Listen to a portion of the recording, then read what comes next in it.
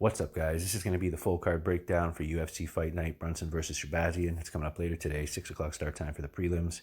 There's been a lot of changes to this card, a lot of last-minute replacements, heavy favorites, not a whole lot of value, but I did my best to find some options. I think we're going to get some big finishes on this card, so it should be a good one. We have Contender Series coming up Tuesday, Bellator Friday, and then another Fight Night next Saturday, so a ton of fights to bet on. Want to give a quick shout out to whoever was trying to get into the account last week multiple times. I do get comments here and there. I've even gotten some emails, most likely from other channels that aren't happy with what I'm doing here. But, I've consistently made money on this channel, never charged a dime, not looking for a YouTube paycheck. I started this channel because I was tired of seeing some of these guys that only acknowledge the wins, try to sell you bets. It's been proven here recently on YouTube and for a while now that none of these guys that sell bets are worth your money. The guys that are at the top now are the free channels, and it's been that way for months. So I don't see that changing anytime soon. But you're doing something right when they bring out the hackers. So nice try on that. I'll keep winning. I don't think there's been more than a 2-week losing streak since I started this channel. I had a couple 6 or 7 week runs and been hitting a ton of dogs. So I think it's 20 something cards now. And I do appreciate the support from all the guys that are in the comments. A lot of other guys hitting their bets, coming with good picks. And even if you disagree with my picks, like I've said in the past, if you can tell me how you see the fighter that you're picking win, then I have respect for it. And if you do come through with a big dog, I'll shout it out. So let me know who you guys have this week, because there is a ton of favorites. I did find a dog play, but I'm, curious to see who you guys are going to be going with. So first fight of the night, we got Gutierrez and Cody Durden. So looking at tape, Durden's going to look to grapple here most likely. After seeing Gutierrez's last couple performances, it's going to be hard to pick against him with a short notice opponent. What he did to Vince Morales with the leg kicks was brutal. And he hasn't really took a loss other than Ronnie Barcelos since Jared Sanders back in 2017. And some decent names on his record. So I do think Chris should be able to get it done here.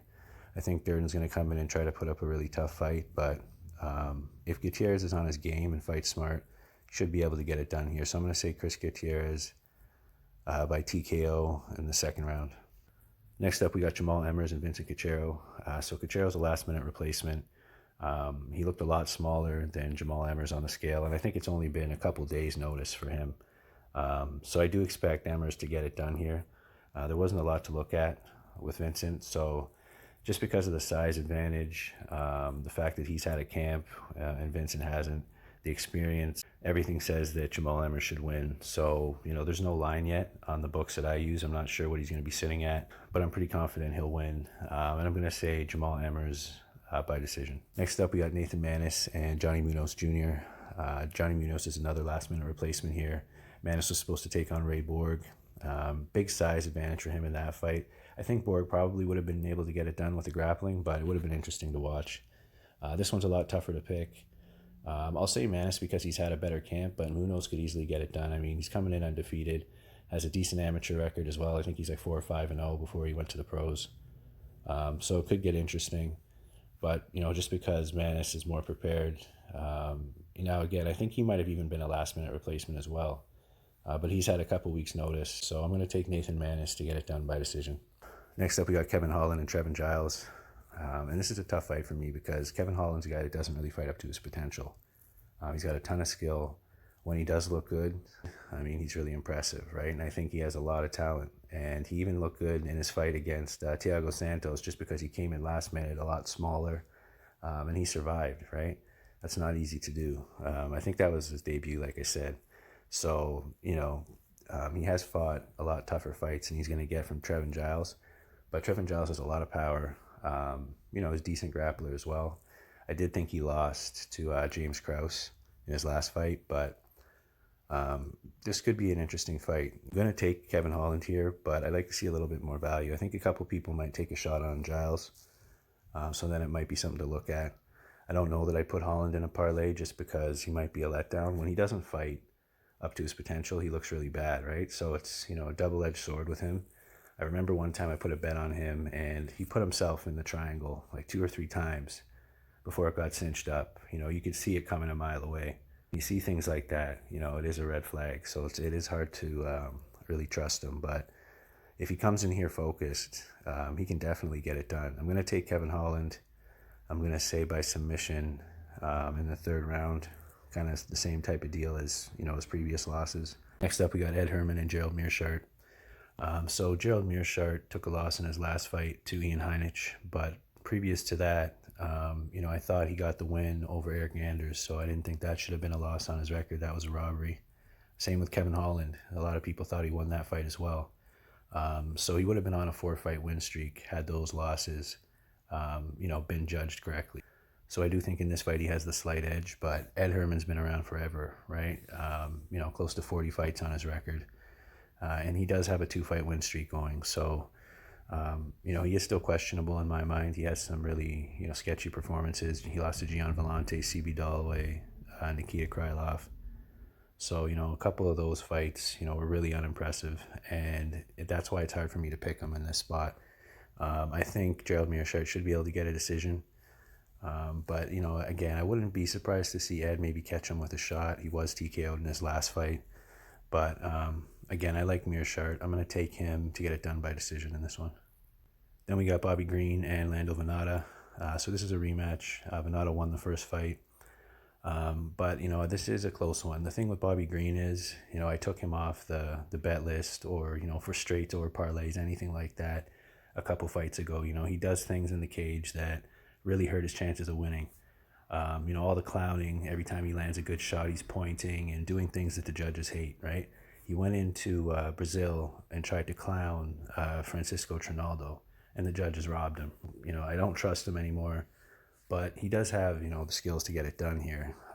It could be a really close fight, but I do lean towards Vannata. All that said about Bobby Green, it's going to be a really good fight. I think this one has potential to be fight of the night. I think Vannata's going to press the action. Bobby Green likes to have room to work, right? He wants to be able to pick his shots. He really likes to counter box. So Vannata's going to have to be really slick, and I could see it being a decision, even a split decision, but I'm going to go with Lando Vannata. Then we got Vincente Luque and Randy Brown. This could be another really good fight, another potential fight of the night. I think that a lot of people are underestimating Randy Brown. At the weigh-ins, he looked really good. He's a lot bigger than Vincente Luque. If he were able to fight smart and avoid a big shot, and I think Randy Brown definitely has the tools to get the win here. He looked really good against Brian Barberena. That was a performance that stands out. And then Warley Alves as well. And I think he could very well go on a 3-fight winning streak here against Luque. Luque's been in a lot of tough fights himself. He has a win over Nico Price in his last fight. Took a loss to Stephen Thompson last year, and then, was on a tear before that against a lot of good competition. So I'm going to take Randy Brown here because of the line, and I am going to take a shot. There's not a lot of really good dog plays here that I think that are really worth jumping on or that were tempting, right? This is one of the ones that definitely is, and it's gone up, throughout the week. So that's going to be the dog in the night, Randy Brown, and I'm going to say Brown by TKO. Then we got Joanne Calderwood and Jennifer Maia. So this is another interesting one. I think that Calderwood, could use her striking to get a decision if she stays busy and can avoid the grind. Because I think Maia is just going to look to hold her up against the fence, get some pitter-patter shots in there and get some takedowns. Calderwood does have some submission losses on her record. So, I don't think that she's going to get subbed here, but I think that it could be a pretty close fight. The line has gone up for Calderwood, though, and I do lean towards her, and I think she will be able to get it done. I'm going to say Joanne Calderwood by decision, but again, this is one of those ones where it could be 1-1 going into the third, so expect a sweat, but I think Calderwood should be able to get it done. Then we got the main event, Derek Brunson and Edmund Shabazyan. So first thing, I do think the line's off. I think that Derek Brunson is not really getting the respect that he deserves. It should be a lot closer to a pick'em. But at the same time, I think the trajectory especially, Brunson's definitely on his way down in my opinion, where Edmund's on his way up. But Brunson has played spoiler in the past, right? So I don't underestimate him. I did have Shabazyan attached to a parlay from last week. So, hopefully he comes through. But on cards like this and last week, these are two cards where there's a lot of heavy favorites, a lot of small parlays, right? I only do pairs. I haven't done any triples or anything like that. I find that works best because, like you saw last week, there's a lot of fights where we'll see parlay killers, right? So I like to try to avoid those. I did dodge some bullets last week, but Gus did catch me. So 4 out of 5 that I gave out from the card last week hit. Brunson does have some grappling, and he could make it a close fight. Like I said, he has played spoiler, and in the back of my mind, I could see him using his experience to pull out a decision here. So I am going to take Shabazyan to get the finish. But again, the line's off. This is more of an entertainment bet. But let me know who you guys have. I'll pull up the bets now. So a few parlays, Randy Brown, and maybe Joanne Calderwood if her line goes up a bit.